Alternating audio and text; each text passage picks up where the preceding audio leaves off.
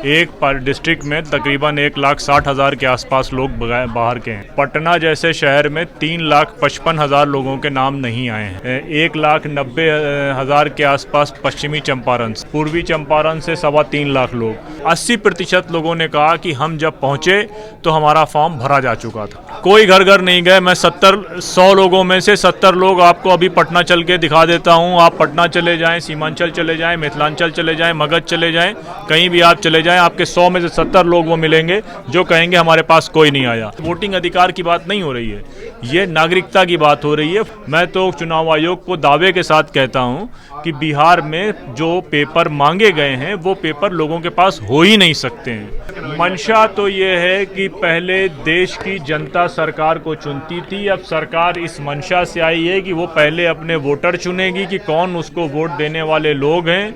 Voter सरकार को चुनता था, अब सरकार वोटर चुनकर फिर चुनाव कराएगी ताकि उसके हारने की कोई चांस ही न रहे। हम चुनाव आयोग ने क्या आपको आज तक ये जवाब दिया कि महाराष्ट्र में 4.5 साल में 31 लाख वोट बढ़े, तो 5 महीने में 41 लाख वोट कैसे बढ़ गए? महाराष्ट्र में तो ये हुआ और ये, लेकिन वो थी। अब चुनाव आयोग अमित शाह और भाजपा के दफ्तर से चल रहा है, इसलिए कोई राजनीतिक पार्टियां और देश के वोटर चुनाव का बहिष्कार कर रहे हैं, तो इससे चुनाव आयोग की क्रेडिबिलिटी क्या है आप मुझसे बेहतर अंदाजा लगा सकते हैं। ये एक पूरी धांधली है और इसका जिस तरीके से भी विरोध होना होगा, सड़कों से लेकर संसद तक, हम लोग भी उसमें हिस्सा लेंगे और इसका विरोध करेंगे।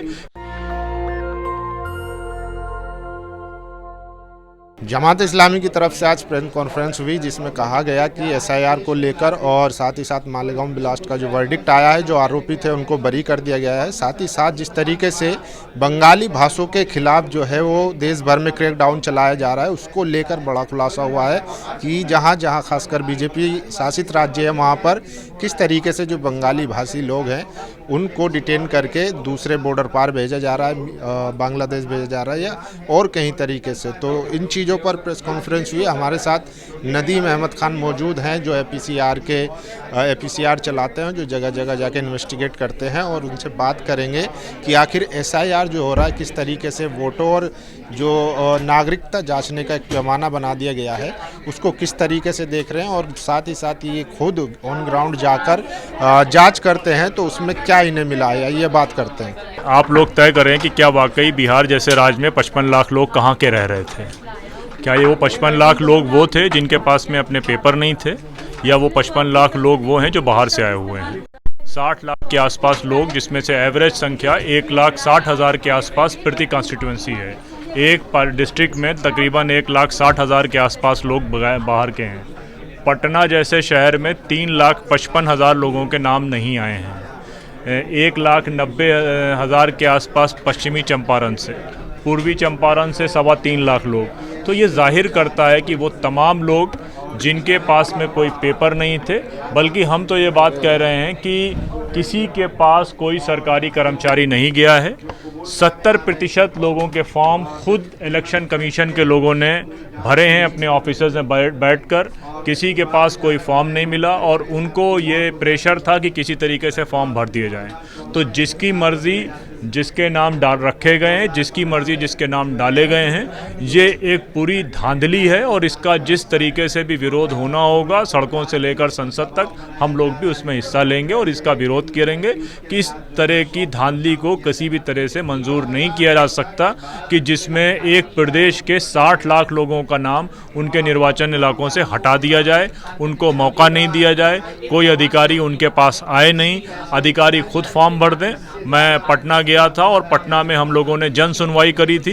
25 शहरों से अलग अलग लोग आए थे, उन्होंने अपनी बातें रखी थी और उनमें से 80% लोगों ने कहा कि हम जब पहुंचे तो हमारा फॉर्म भरा जा चुका था।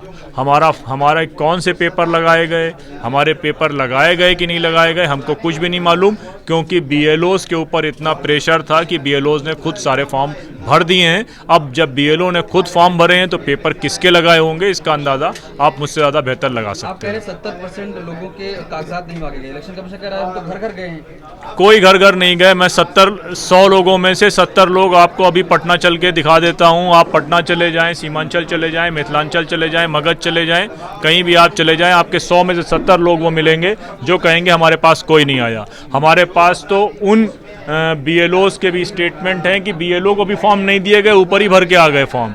और 50 लोगों ने रिपोर्ट किया। आपने खुद अजीत अंजुम के इंटरव्यू में देखा होगा कि बीएलओ साहब बैठे हुए हैं, खुद वो फॉर्म भर रहे हैं। तो बीएलओ ने जिसका फॉर्म भरा तो वो कैसे उसने पेपर लगाए, क्योंकि ये तो कह रहे हैं कि पेपर देख के वो करेंगे।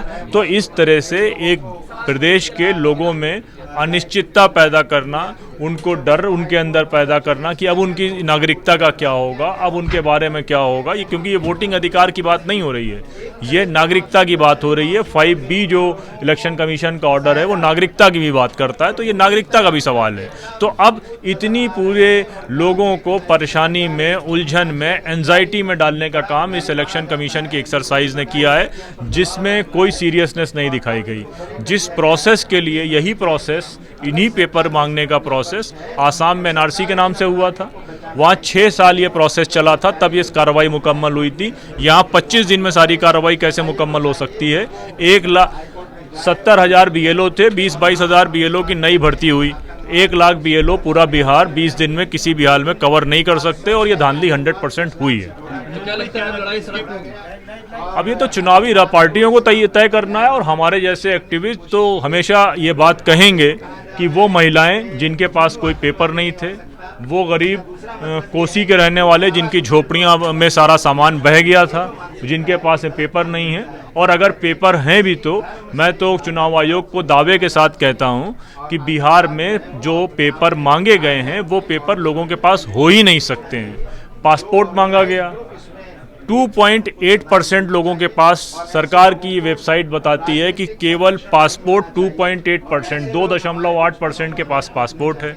जन्म प्रमाण पत्र मांगा गया, 2.4% के पास जन्म प्रमाण पत्र है। सरकारी नौकरियों के पेपर मांगे गए, 5% लोग सरकारी नौकरी करते हैं। फिर ये कहा गया कि जो ओबीसी और एससी के जो सर्टिफिकेट हैं तो वो सर्टिफिकेट 19% लोगों के पास में। अब क्या बचा? आप आधार नहीं मांग रहे। 75,000 करोड़ रुपए भारत सरकार ने किस लिए खर्च किए? क्यों आप हमारे अकाउंट में रोज मैसेज भेजते रहते हैं कि हम आधार बैंक से लिंक कराइए वरना आधार खत्म हो जाएगा, पैन आधार से लिंक कराइए, तो अब आधार क्यों नहीं मांग रहे हैं? जिन वोटों से चुन कर आई हुई ये सरकार 6 महीने पहले ये कहती है कि 6 महीने पहले इन्हीं वोट से तो चुन कर आई थी, अब वो कह रही है कि अब हम आपको वोटर नहीं मान रहे हैं। उसके बाद इस सरकार ने इन पूरी लिस्ट में ये कहा कि 22 लाख के आसपास लोग मर गए हैं। अब 22 लाख लोग 6 महीने पहले आपने वोटर लिस्ट का रिवीजन किया, तो या वो लिस्ट झूठी थी या ये लिस्ट झूठी है।